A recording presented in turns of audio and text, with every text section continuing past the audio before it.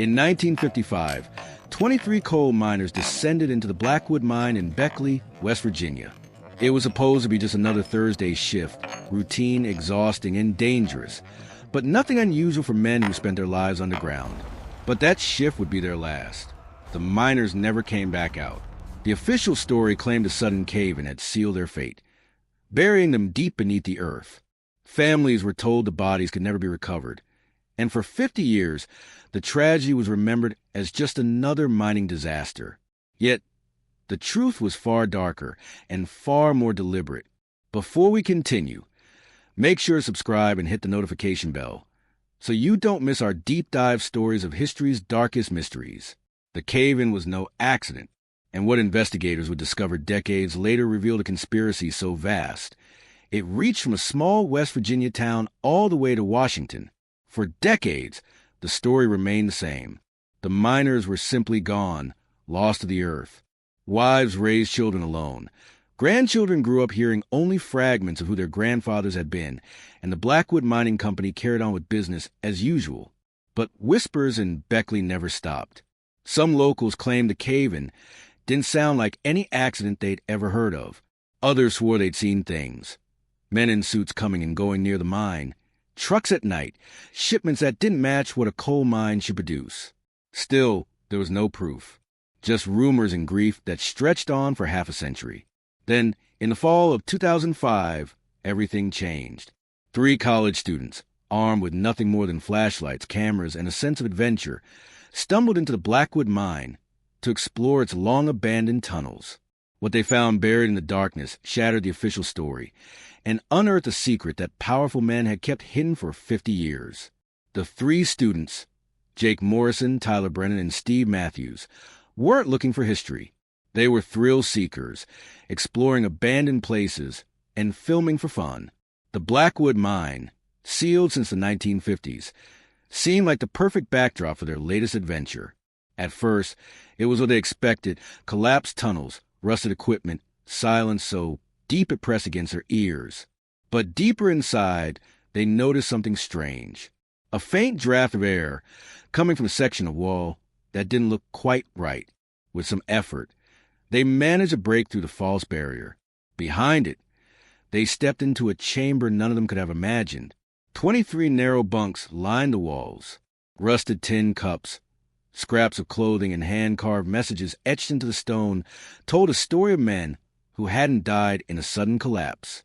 They had been trapped, held, left to starve in the dark. Jake ran his fingers over one of the carvings. The words were shaky, desperate, but clear. They lied, not a cave-in, trapped us on purpose. In that moment, the 3 friends realized they weren't just exploring an abandoned mine. They had uncovered evidence of a crime buried for half a century. News of the discovery spread quickly.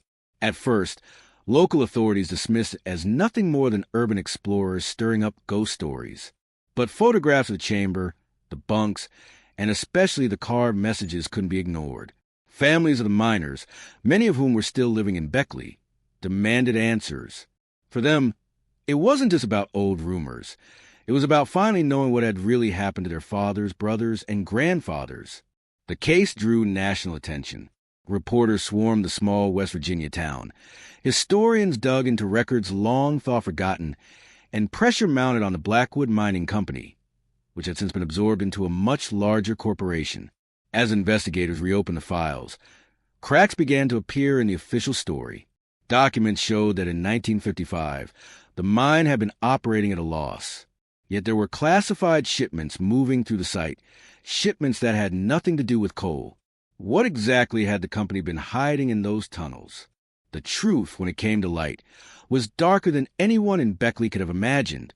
Declassified government files revealed that Blackwood Mine hadn't just been producing coal.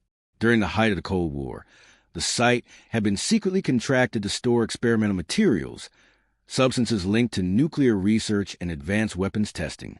Those materials were unstable, dangerous, and highly classified. Transporting them openly would have raised questions, so the mine became the perfect cover.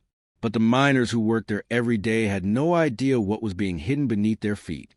When a shipment leaked radiation into one of the chambers, the company faced a choice: admit the truth and risk scandal, or bury the evidence. They chose the latter. Records suggested that on that Thursday in 1955, management deliberately sealed off the tunnels with the men still inside. To the world, it was a tragic cave-in. To the company, it was containment. And for 50 years, that lie held, until 3 college students stumbled across the truth in the darkness. For Beckley, the revelation was like reopening an old wound that had never healed. Families who had mourned in silence for half a century were suddenly faced with the unbearable truth. Their loved ones hadn't died in an accident. They had been sacrificed, sealed alive to protect a secret. Investigators documented every detail inside the hidden chamber. The bunks, the scraps of clothing, the makeshift tools fashioned out of metal, and above all, the carvings. Some were simple. Names, dates, prayers scratched desperately into stone. Others were haunting. Still no food. Day 9. Don't believe them. If anyone finds this, tell my wife I love her. Each carving painted a picture of the men's final days. They hadn't gone quietly. They had fought to survive, hoping anyone would come for them. And then came the most chilling discovery. Near the back of the chamber, etched deeper and bolder than the rest, were 6 words that investigators would never forget. Men in suits sealed the door.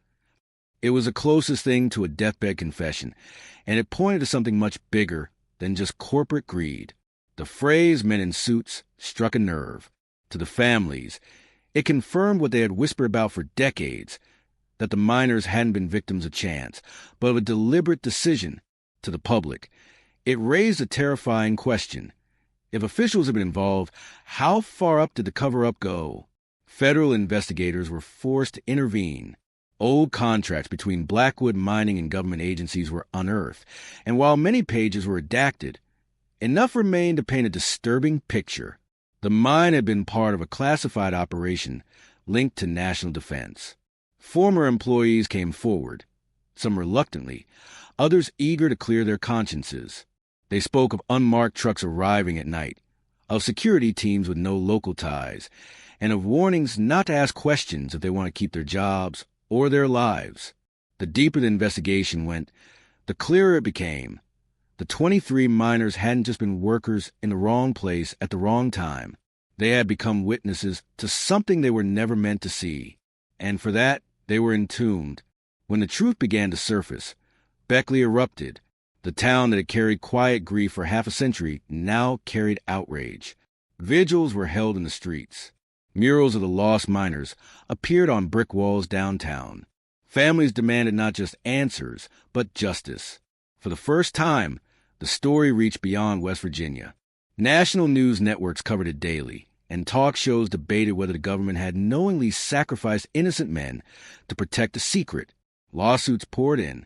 Descendants of the miners joined together, filing one of the largest class action cases in state history. They wanted accountability from the company, from the government, from anyone who had a hand in sealing those tunnels. But answers came slowly, and justice even slower. Many of the men who had overseen the operation were long dead. Records had been destroyed, and those still alive denied everything. Still, the weight of public opinion made it impossible to bury the truth again. For the families of the 23 miners, the revelation was bittersweet. At last, the world knew what had happened. But it also confirmed their deepest fear, that their fathers and grandfathers had been abandoned in cold blood. The 3 college students who stumbled upon the chamber, Jake, Tyler, and Steve, never imagined their late-night adventure would place them at the center of a national scandal.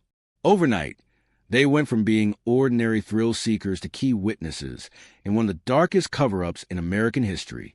News crews swarmed their campus. Reporters camped outside their dorms. Some hailed them as heroes for giving the miners a voice after 50 years of silence.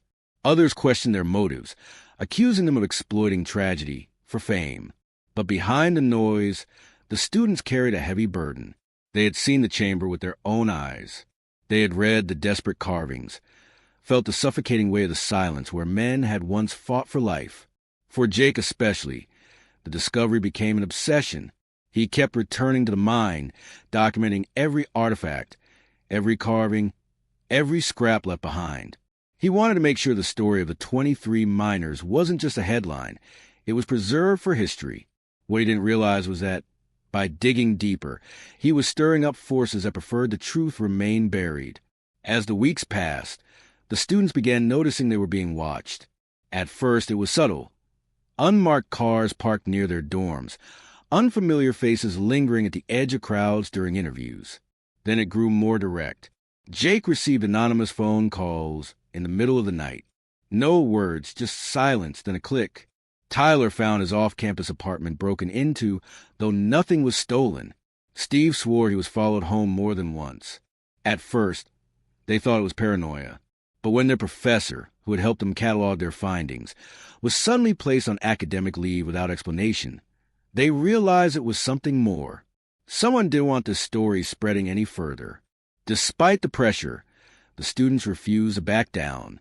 They continued sharing their evidence with journalists and investigators, convinced the miners deserved justice no matter the cost. But every step closer to the truth put them in greater danger. The investigation reached a boiling point in early 2006. A federal task force officially confirmed what the carvings and documents suggested. The Blackwood miners hadn't died in a collapse at all. They had been sealed in deliberately, victims of a cover-up tied to Cold War secrecy. The findings sent shockwaves across the country. Protests erupted outside government buildings.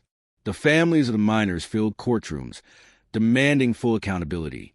Even members of Congress called for hearings, determined to expose just how far the deception had gone. But just as momentum built, obstacles appeared. Key files vanished from archives. Witnesses who had agreed to testify suddenly recanted, claiming they remembered nothing. And officials at the highest levels insisted the records were inconclusive, the story exaggerated. It became clear that while the truth had been dragged into the light, powerful forces were still working to blur it, to keep full responsibility buried. For the families in Beckley, the official acknowledgement was a victory, but an incomplete one. They finally knew their loved ones hadn't simply been lost to the earth. They had been betrayed. And for the 3 students who uncovered the chamber, life would never be the same. In the end, no settlement or apology could erase the truth carved into those stone walls. The miners of Blackwood weren't just workers lost in an accident. They were men who had been silenced to protect a secret. Their final words, etched with trembling hands, became their testimony. Today, the chamber remains sealed again, this time as a memorial. Families visit to leave flowers, candles, and prayers. And though justice was never fully delivered, the story of the 23 miners lives on. Not as a tragedy buried in time, but as a reminder of what unchecked power can cost. Jake, Tyler, and Steve moved on with their lives, but they never forgot what they saw in that mine. For them, the echoes of those men's voices will never fade. And for the rest of us, the question lingers. How many other stories like this still lie hidden, waiting for someone brave enough to uncover them? If this story moved you, don't forget to like this video, subscribe, and share it so more people learn the truth that was buried for decades. Your support helps us keep bringing you stories that matter.